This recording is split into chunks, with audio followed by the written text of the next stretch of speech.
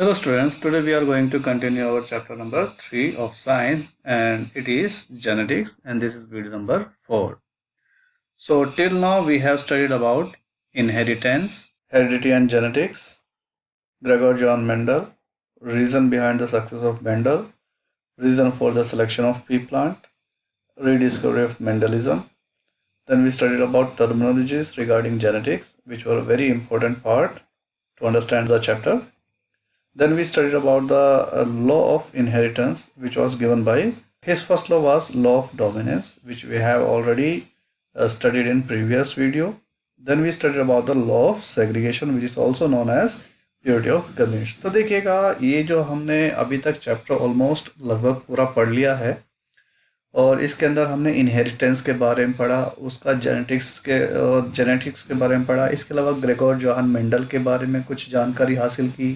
ठीक, साथ के साथ हमने ये भी पढ़ा कि क्यों उन्होंने पी प्लांट यानी मटर के ही पौधे को चुना और ये भी पढ़ने की कोशिश की कि भाई उनके सक्सेस के पीछे या फिर उनके जो प्रयोगों की सफलता है उसके पीछे क्या कारण रहे होंगे। फिर हमने रीडिस्कवरी ऑफ मेंडलिज्म के बारे में पढ़ा, जिसमें मेंडलिज्म के जो कॉन्सेप्ट है उसको दूसरे वैज्ञानिकों ने परखा और जब पता लगा कि भाई मेंडल ने ऑलरेडी ये चीज़ें दे रखी हैं तो ये पब्लिक अटेंशन में आया और इस तरीके से वो फादर ऑफ जेनेटिक्स के नाम से जाने गए। फिर हमने कुछ टर्म्स, कुछ वर्ड्स देखे जो साइंटिफिक वर्ड्स थे जेनेटिक्स चैप्टर के रिगार्डिंग, ठीक है, जिनको समझे बिना इस चैप्टर को समझना हमारे लिए पॉसिबल नहीं था।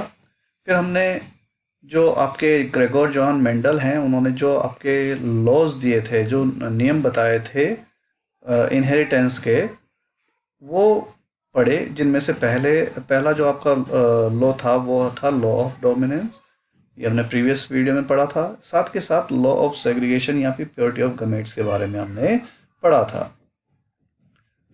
Now next topic is back cross. तो देखिएगा बैक क्रॉस होता क्या है। तो बैक का मतलब होता है पीछे, क्रॉस का मतलब क्रॉसिंग।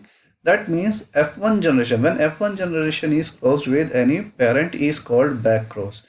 यानी कि देखिए हमने अभी तक जितने भी प्रयोग किए उनमें हमने देखा कि कोई भी दो मेल या फीमेल पौधों को लिया जाता था, उनको क्रॉस किया जाता था और क्रॉस करने के बाद उनसे F1 जनरेशन में जो ऑफस्प्रिंग्स मिलते थे यानी जो बच्चे जन्म लेते थे उनके बारे में जानकारी हासिल कर रहे थे। ठीक, तो यहाँ बैक क्रॉस में क्या होगा, जो पहली पीढ़ी की संतानें हैं उनमें से किसी को भी माता या पिता के साथ दोबारा से क्रॉस कराना ही क्या कहलाता है, बैक क्रॉस कहलाता है। There are two types of back cross. तो देखिएगा बैक क्रॉस दो तरह के होते हैं। एक होता है आपका out cross, when F1 generation is crossed with the parent with dominant character is called out cross, कि जब आपका F1 जनरेशन की जो पीढ़ी है यानी जो पहली पीढ़ी है वो किसी डोमिनेंट कैरेक्टर वाले अपने पिता या माता से उनका क्रॉस कराया जाता है तो उसे हम आउट क्रॉस कहते हैं। ठीक, तो वहीं पे जो टेस्ट क्रॉस होता है वहाँ पे देखें तो when F1 generation is crossed with the parent with recessive character is called test cross. तो देखिएगा जहाँ आउट क्रॉस में F1 जनरेशन की यानी जो संतानें पैदा हुई थी उसको डोमिनेंट कैरेक्टर वाले किसी भी एक पेरेंट के साथ क्रॉस कराया जाता था। टेस्ट क्रॉस में रिसेसिव कैरेक्टर वाले पेरेंट से F1 जनरेशन का क्रॉस कराया जाता है। तो अब इसको थोड़ा सा डिटेल में देखते हैं कि एक्चुअल में कहना क्या चाह रहा है। ठीक, तो देखिएगा इसमें हम अगर देखें तो सबसे पहले बात करते हैं आउट क्रॉस की। तो देखिएगा आउट क्रॉस के केस में एक डोमिनेंट जो है आपका प्लांट होगा। अब जैसे कि मैंने एक टॉल प्लांट लिया जो कि डोमिनेंट फीचर वाला है यानी कि होमोजाइगस प्लांट है। फिर दूसरा जो प्लांट है वो आपका रिसेसिव नेचर का है। ठीक, तो ये एक ड्वार्फ प्लांट है। तो देखिएगा स्मॉल टी ड्वार्फ प्लांट के लिए इस्तेमाल किया जाता है। तो ये देखिए इनके दोनों अलील सेम हैं तो ये होमोजाइगस है। इसके भी दोनों अलील सेम हैं, टी कैपिटल टी है तो ये भी होमोजाइगस है। अब डोमिनेंट इसलिए है क्योंकि डोमिनेंट कैरेक्टर को हम कैपिटल लेटर से और रिसेसिव कैरेक्टर को हम स्मॉल लेटर से डिनोट करते हैं। तो देखिएगा एक डोमिनेंट फीचर वाला पौधे को एक रिसेसिव फीचर वाले पौधे से क्रॉस कराया जाए, यानी कि एक लंबे पौधे को एक बौने पौधे से क्रॉस कराया जाए, तो ऐसे में जो संतानें होंगी 100% कैसी होंगी, आपकी हेट्रोजाइगस प्लांट होंगी, यानी कि सारी की सारी टॉल प्लांट्स होंगी लेकिन हाइब्रिड होंगी यानी कि हेट्रोजाइगस होंगी, जिनके अंदर माता पिता दोनों के ही अलील्स मौजूद होंगे। तो देखिएगा ये जो हमने स्टेप्स हैं, ये आपके जो पहले के दोनों जो लॉज हैं उसके अंदर हमने पढ़े थे, ठीक, कि भाई जब आपका डोमिनेंट फीचर वाला रिसेसिव फीचर वाले पेरेंट के साथ क्रॉस करता है तो हेट्रोजाइगस टॉल प्लांट्स पैदा होते हैं। तो अब आउटक्रॉस के केस में क्या होगा? आउटक्रॉस के केस में आपका जो पौधा है जो पैदा हुआ है, यानी कि इन दोनों के मिलन से जो ये पौधे पैदा हुए हैं, इनको वापस डोमिनेंट फीचर वाले ही पेरेंट से क्या कराया जाएगा? क्रॉस कराया जाएगा। अब वो चाहे मेल हो या फीमेल हो, इससे फर्क नहीं पड़ता, रिजल्ट सेम ही आएगा। तो देखिएगा ये आपका F1 जनरेशन है, इसमें फीमेल ले लिया और मेल डोमिनेंट जो पौधा है उसे हमने मेल मान लिया। तो जैसे ही इन दोनों को क्रॉस कराया जाएगा तो देखिएगा जो आपका मेल डोमिनेंट प्लांट होगा, जो पेरेंटल प्लांट होगा, उसके दोनों अलील सेम होंगे। डोमिनेंट है कैपिटल लेटर से दिखाया जा रहा है और होमोजाइगस है तो कैपिटल टी आ गया। जबकि जितनी भी संतानें हुई हैं वो हेट्रोजाइगस हुई हैं तो उनमें कैपिटल टी और स्मॉल टी दोनों ही तरह के आपके लेटर्स दिखा रहे हैं, यानी ये शो करता है कि इसके अंदर डोमिनेंट और रिसाइसिव दोनों ही अलील्स मौजूद हैं। तो इसके इन दोनों के मिलने से क्या हो सकता है, यानी कि जो संतानें होंगी किस किस तरीके से हो सकती है? इन दोनों के मिलने से आपका ये वाला संतान पैदा हो सकती है, यानी कि डोमिनेंट फीचर वाले ही लंबे पौधे हो सकते हैं। इसका और इस अलील के मिलने पर हेट्रोजाइगस टॉल प्लांट हो सकते हैं। इसका इससे मिलने से सेम ऊपर की तरह होमोजाइगस टॉल प्लांट हो सकते हैं। इसका इससे मिलने पर हेट्रोजाइगस टॉल प्लांट हो सकते हैं, यानी कि संतानें सारी की सारी लंबी होंगी, लेकिन या तो वो होमोजाइगस टॉल होंगी या फिर हेट्रोजाइगस टॉल होंगी, यानी कि 50-50%, यानी फिनोटाइप आपका 100% टॉल होगा और जीनोटाइप की बात करें तो 50%, एक होमोजाइगस दूसरा हेट्रोजाइगस। ठीक, तो अब देखते हैं इसके बारे में डिटेल में। इन this cross F1 generation is crossed with dominant parental plant, कि भाई जो भी F1 जनरेशन के पौधे हुए हैं उनको डोमिनेंट पेरेंट से क्रॉस कराया जाता है। All offspring produced in this process will be toll, कि जितने भी संतानें पैदा होंगी सारी लंबी होंगी, चाहे वो होमोजाइगस हो या हेट्रोजाइगस हो, लेकिन दिखाई तो लंबी ही देंगी। That means phenotype will be 100% of tall plant, यानी कि फिनोटाइप यानी कि जो दिखाई देगा वो क्या दिखाई देगा हमें? 100% टॉल प्लांट ही दिखाई देंगे। जीनोटाइप रेशियो देखें, यानी कि जीन्स से रिलेटेड डिफरेंस देखें तो देखो ये 50% तो आपके होमोजाइगस हो गए और 50% हेट्रोजाइगस हो गए। तो दो तरह के पौधे देखेंगे जेनेटिकली डिफरेंस वाले, एक होमोजाइगस प्लांट्स होंगे दूसरे हेट्रोजाइगस होंगे। तो लंबे हैं सब के सब, तो इनका 1:1, यानी 50% ये हो गया 50% ये हो गया, तो दोनों ही 50 से डिवाइड हो जाएंगे तो 1:1 आपका रेशियो आ जाएगा जीनोटाइप का। तो आउट क्रॉस में क्या होगा कि आपके जो F1 जनरेशन का पौधा है उसको डोमिनेंट फीचर वाले पेरेंट से क्रॉस कराया जाएगा, जिसके परिणाम स्वरूप आप देखेंगे डोमिनेंट फीचर ही संतानों में देखने को नजर आएगी।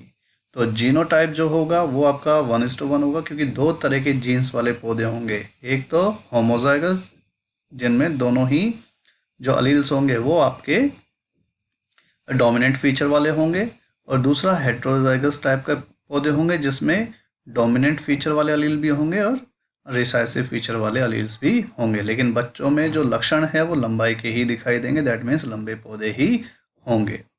इसी वजह से फिनोटाइप जो होगा वो 100% होगा। तो ये हो गया हमारा आउट क्रॉस।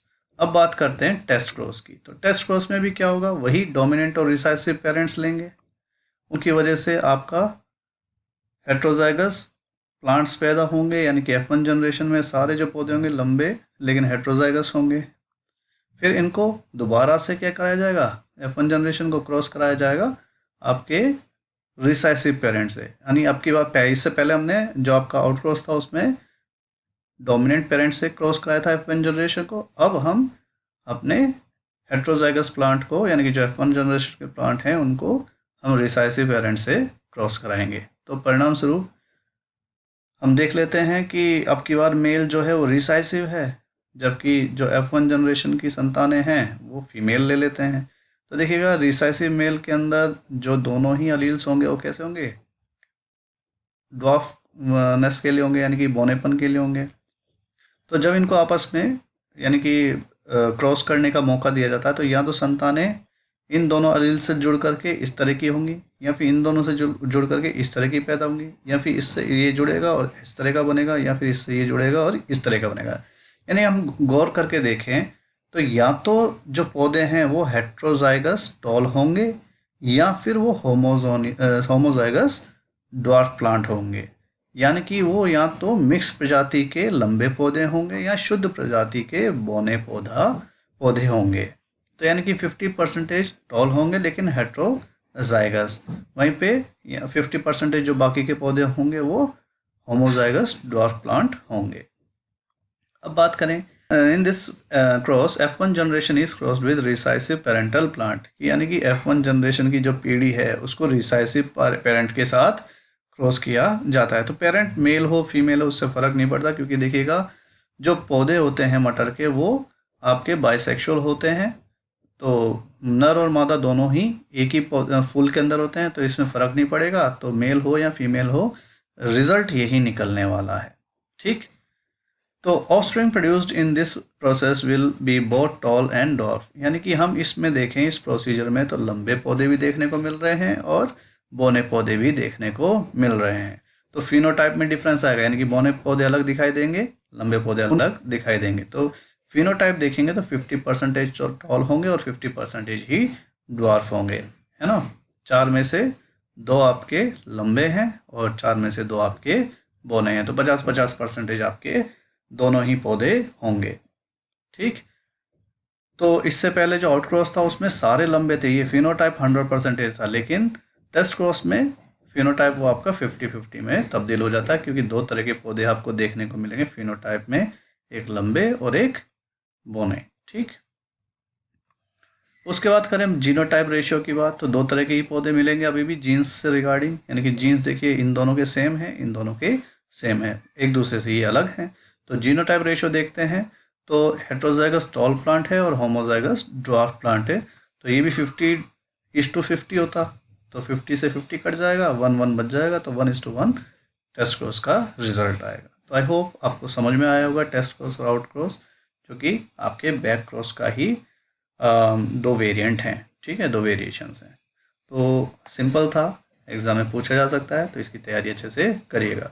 देखिएगा जितना आपने स्लाइड में लिखा हुआ इतना भी लिख के रहें तो फुल मार्क्स मिल जाएंगे आपके। तो आई थिंक आज के लिए इतना काफ़ी होगा, और नेक्स्ट वीडियो में हम मेंडल का लास्ट लॉ पढ़ेंगे और वो आखिरी आपका वीडियो होगा, और तब तक के लिए बाय। लेकिन आप लोग वीडियो बंद करें उससे पहले मेरा जो चैनल है उसको सब्सक्राइब करें प्लीज़, और उसको लाइक करें, और यदि आपको कोई क्वेश्चन है, आप मुझसे कुछ पूछना चाहते हैं तो आप कमेंट सेक्शन के माध्यम से मुझसे पूछ सकते हैं।